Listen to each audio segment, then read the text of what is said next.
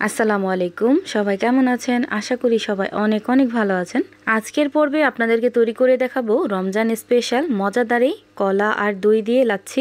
ইফতারে কলিজা ঠান্ডা করার মতো এই লাচ্ছিটা বানানো কিন্তু একদম সহজ আর খেতে হয় অসম্ভব মজা। বাসায় অবশ্যই একদিন ট্রাই করে দেখতে পারেন। এখন কথা না বাড়িয়ে দেখে নেই আমি কিভাবে এই লাচ্ছিটা তৈরি করলাম। প্রথমে একটা ব্লেন্ডার জগে আমি নিয়ে নিব 2 কাপ পরিমাণ মিষ্টি দই। এই কাপ দইয়ের রেসিপিটা আমার ইউটিউব চ্যানেলে দেওয়া আছে, চাইলে দেখে নিতে পারেন। 2 কাপ দই আমি এভাবে দিয়ে দিলাম। দিয়ে দিব 1 কাপ পরিমাণ লিকুইড দুধ। এই দুধটাকে খুব ভালো করে আগে থেকে আমি জাল করে এখানে দিয়ে দিলাম। এখন এখানে দিয়ে দিব আমি টক দই। টক দইটা আমি ঘরে পেতে ব্যবহার করলাম। আপনারা চাইলে টক দইয়ের রেসিপিটাও আমার ইউটিউব চ্যানেল থেকে দেখে নিতে পারেন। এখন এখানে দিয়ে দিব 1/3 কাপ পরিমাণ চিনি। অবশ্যই এখানে চিনির পরিমাণটা আপনারা বুঝে তারপর দিয়ে দিবেন। দিয়ে দিব এখানে 2টা কলা। এই পর্যায়ে এসে আপনারা চাইলে এখানে কিছুটা পরিমাণ বিট লবণ ব্যবহার করতে পারেন।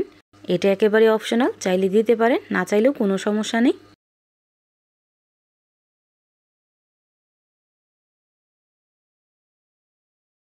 এখন ঢাকনা লাগিয়ে খুব ভালো করে আমি ব্লেন্ড করে নেব।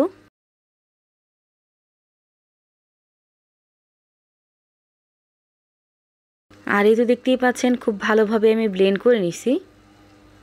এই লাচ্ছিটা বানানো যেমন সহজ, খেতে কিন্তু অসম্ভব মজা। বাসায় অবশ্যই একদিন ট্রাই করে দেখবেন, ইনশাল্লাহ আপনাদের কাছেও খুবই ভালো লাগবে। এই লাচ্ছিটা আরও ইউনিক করার জন্য উপর দিয়ে আমি কিছুটা কাঠবাদাম কুচি আর দিয়ে দিব পেস্তা বাদাম কুচি।